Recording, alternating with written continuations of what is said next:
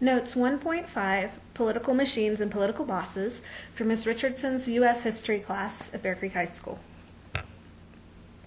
So urban politics really is where we're going to start and what we're looking at today. And as cities were growing and urbanization was occurring, that gave more opportunity for political advancement through unscrupulous tactics. You have all of these new people, all of these new immigrants who don't really understand the system, and if you can use that to your advantage, you can win the election, or you can determine who wins the election or elections, and that's what started happening.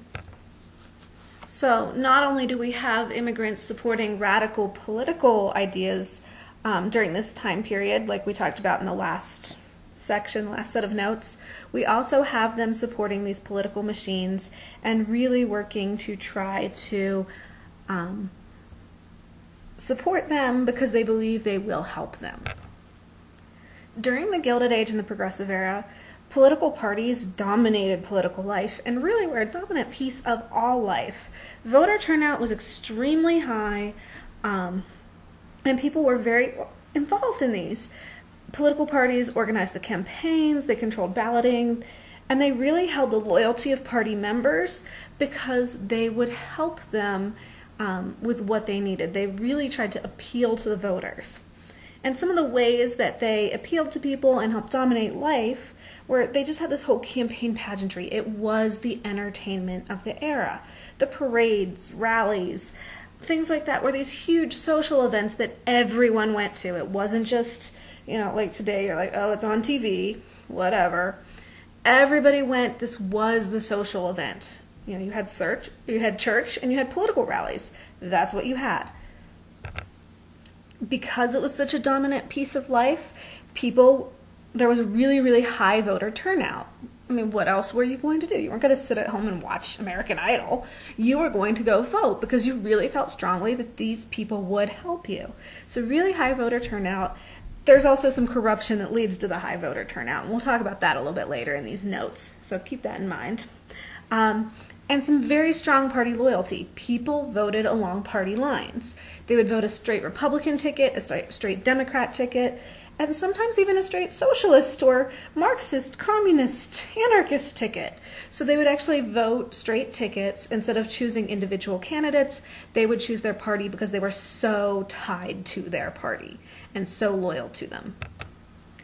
So essentially, the idea is that the more party members that a group could get in the party system, so this is about the party system, the more members they could get, the more votes they're going to get for those positions. The more votes someone gets, the more wins that party can get within the government. So whether it's the city, the county, or the state, the more wins they get. The more wins they get, the more resources they control.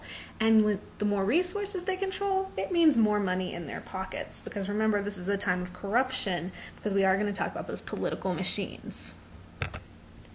So before we really talk and go in depth about the political machines and political bosses, I'm going to define those two terms for you, and I actually have them on the PowerPoint this time. So the definition of a political machine is a political group that runs a city or ran a city, county, or state through corruption, bribery, threats, and other unfair business practices. The big example we have in U.S. history, the one that we always use, is Tammany Hall in New York City. The other term I'm going to use over and over again is political boss. The political boss is a leader of the political machine. They are the number one person in the political machine. The most famous of these is Boss Tweed, or William Boss Tweed. He was the leader of the Tammany Hall political machine in New York City. So those two definitions you should know, and I'm going to use those terms over and over throughout these notes and in class, so you really want to know what those are when we talk about them. So how did these political machines work? So how did they really function? Basically, they controlled all of the activities of a political party in the city. So they worked to ensure that their candidates were elected and that the city government worked to their advantage. That also means profits for them. So if you look at the cartoon, and counting is our strength, they're counting the votes. If you get the most votes, remember, party membership translates to votes, you get that, you get to control the city politics. Controlling city politics means you control the city resources, which makes you rich. Because remember, we're talking corruption here. So they get their candidates into place. So the idea is the boss, who typically is the mayor, but doesn't have to be because Boss Tweed was not the mayor of New York City, control the jobs, the business licenses, and even influence the court systems. So the boss controls all of it.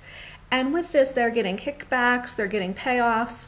So, remember we watched the video and, that chair costs $5. No, actually it costs $50. I'm going to give you $50 for it. You give me, 30 back. You get to keep an extra, you give me 25, you keep an extra 20. I buy the chairs from you. Now we both make money. So that extra 25 I got goes in my pocket. So of course you're going to do that. We also have some lower leaders. They're often first or second immigrants, or generation immigrants, first or second generation immigrants. And they're going to associate themselves with new immigrants, people just coming in off the boats and things, like being New York City. They're definitely brand new. And they help them find jobs and housing and get their citizenship. In exchange for that, they get votes for the machine. So it continues this whole cycle of keeping those political machines in power. So the leaders of the political machines really relied on immigrants, and each machine would gear themselves towards specific immigrant groups. So you might be looking for the Irish or the Italians or the Greeks, and they would actually go meet them at the harbor when they first came into America, if they were on the East Coast, and get them into their political party. So this is what they would do.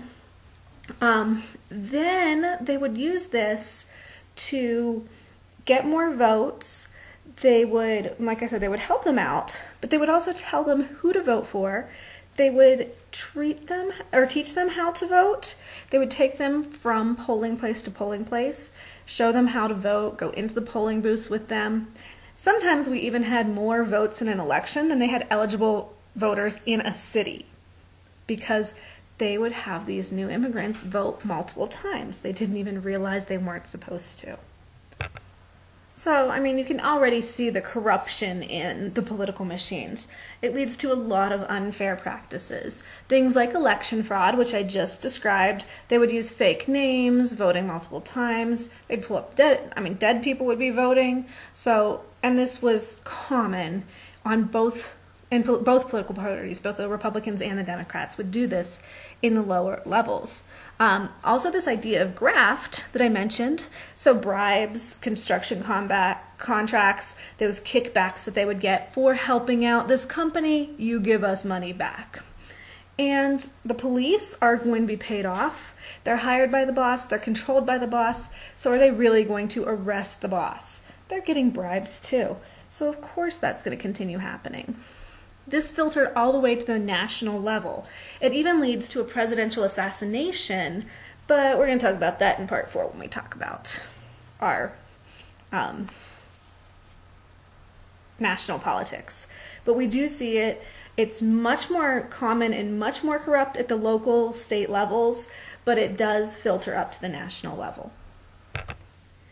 So I have a quote that really shows how these political machines worked and the success of the political machines. It's from George Plunkett, who worked for Tammany Hall, and it's an observation after a fire and kind of explaining the role of political machines in this.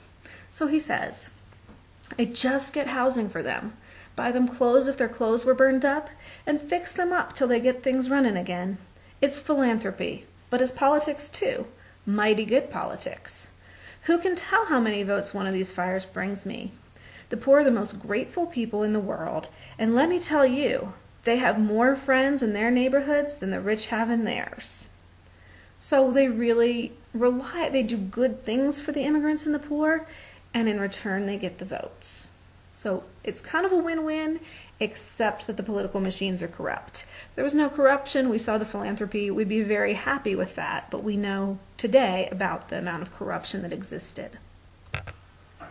Now, like I said before, the most famous example in America of political machines is Tammany Hall in New York City and their boss, Boss Tweed. And you can kind of see from the cartoon, and we were going to talk about this one in class, an example of Boss Tweed and the money. And so it gives you an idea. The brains that achieve the Tammany victory, it's all about the money. That's what they care about. So Boss Tweed and Tammany Hall, political machine in New York City, sometimes called the Tweed Ring. It was a huge group of corrupt politicians.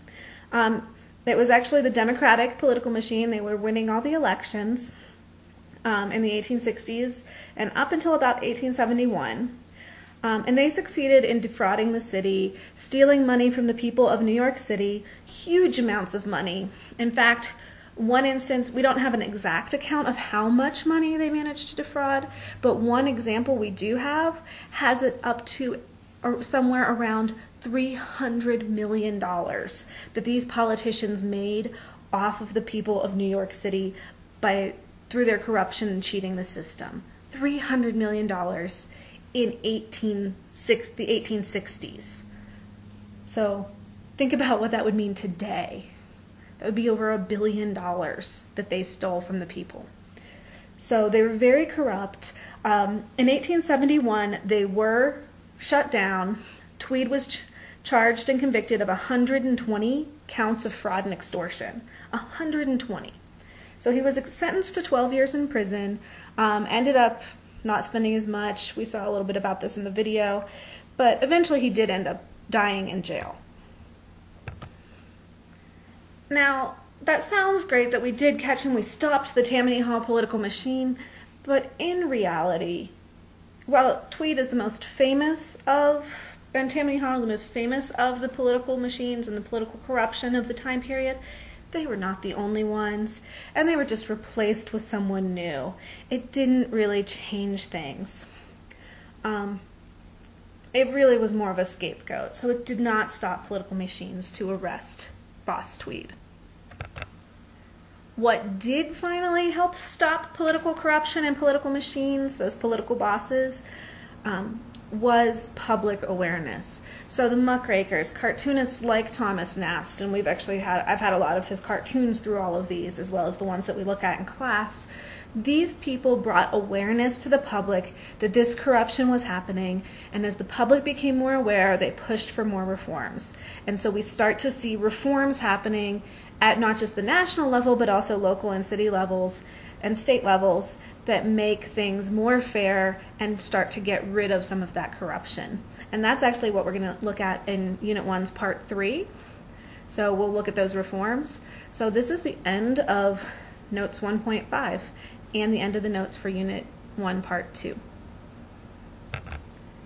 Make sure that if you have any questions, you bring them to class and ask so that we can answer them, and make sure that you are ready for your quiz and for the unit test.